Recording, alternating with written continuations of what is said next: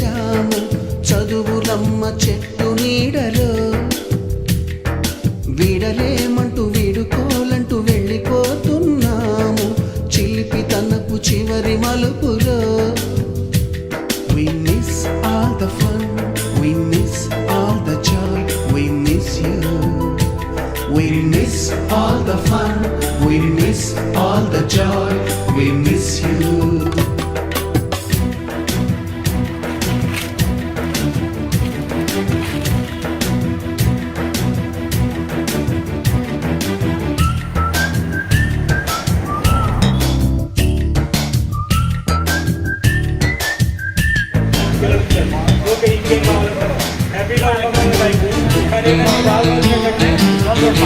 ఉద్యోగాల పరంగా ఉద్యోగాలు ఉన్నాయి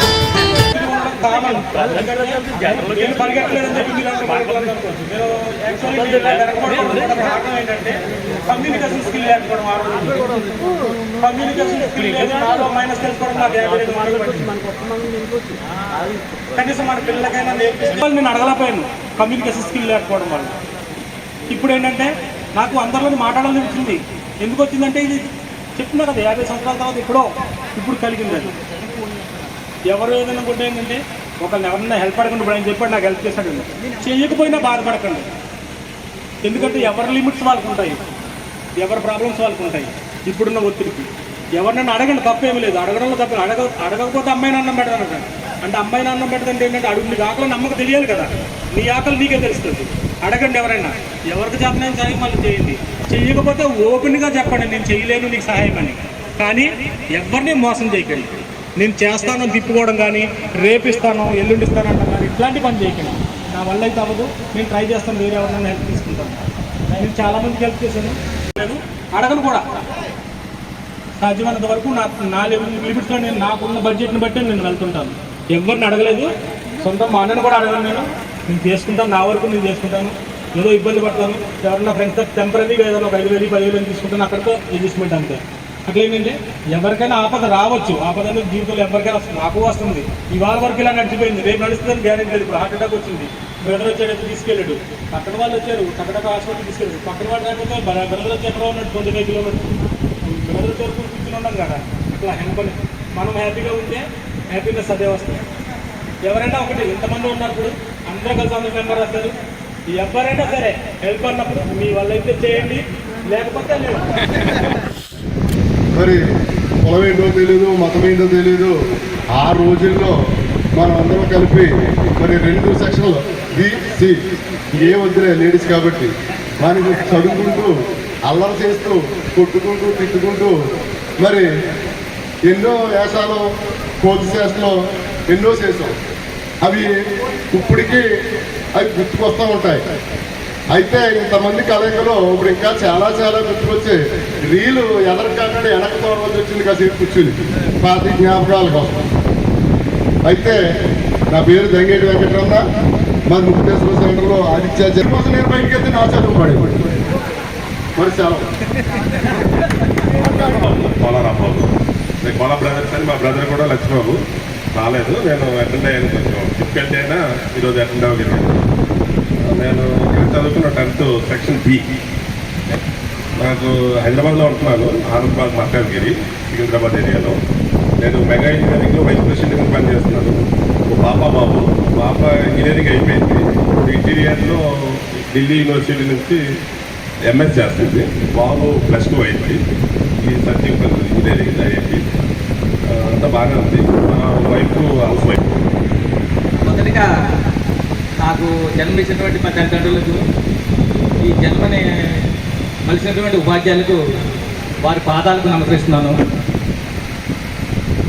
తర్వాత ఈ కార్యక్రమాన్ని ఇంత విజయవంతం చేసినటువంటి కష్టపడి వారందరికీ నా అభినందనలు.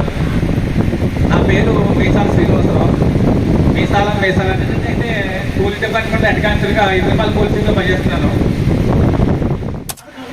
రోజు బాధపడేవాడిని. ఈ స్కూల్ మా ఇంటికి ఎలా లాగాలనే ప్రయత్నంతోనే ఉంటాం రోజు. ఈ నరక తెప్పించుకోవడానికి చాలా రోజులు ఇదే ఆలోచించాను. నేను చదువు సరిగ్గా చదివేవాడిని, భోజనం ఎవరికి చెప్తే ఉంటుంది అనుకున్నారు. కానీ చదువు అసలు ఏమాత్రం ఇంట్రెస్ట్ లేదు. చిన్నప్పుడు స్కూల్ మానేస్తాను నేర్చేవాడిని. 5వ తరగతి పాస్ అయ్యాక మానేస్తాను అని ఒక కండిషన్ పెట్టాను. కష్టపడి 5వ తరగతి చదివాను. తర్వాత మానేస్తాను అన్నాను. ఎలాగో 10th క్లాస్ నీకు చదువు రాదు కదా, ఎలాగో పోతుందో చదువు మానేసి కానీ ఒక మళ్ళీ కండిషన్ పెట్టాను. దానికి ఒప్పుకున్నాను. 10th క్లాస్ రోజు రావడం సైకిల్ మీద నాకు చాలా ఇబ్బందిగా ఉంటుంది నాకు. ఎందుకంటే నాకు హెల్త్ బాగుండేది కాదు, నేను నడవలేకపోయేవాడిని. ప్లస్ ఆకలి, బాక్స్ అనేది తెచ్చుకునేవాడిని నాకు ఇష్టం ఉండదు. బాక్స్ అలాంటి క్యారీ చేయడం ఇష్టం ఉండేది కాదు. ఒక పుస్తకం 2 పుస్తకాలు అలా తిప్పుకుంటూ వచ్చేవాడు. ఎక్కువ పుస్తకాలు కూడా తెచ్చేవాడు కాదు. 2 నాకు కొద్దిగా గర్వం, అహంభావం అన్నీ ఎక్కువే. సన్నగా ఉండేవాడిని కానీ చెబుతుంది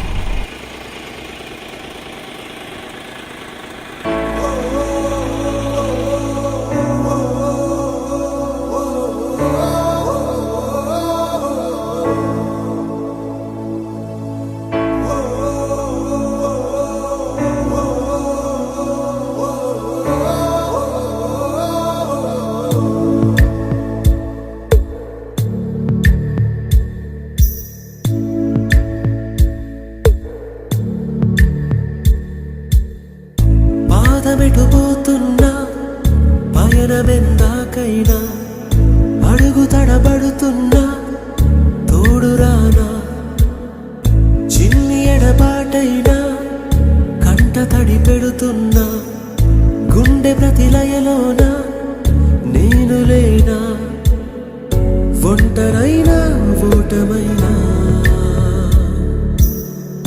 వెంట నడిచే నీడవేనా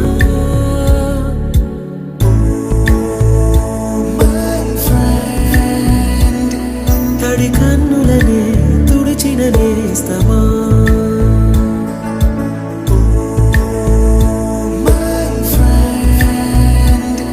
పొడి తుడుకులలో నిలిచిన స్నేహమా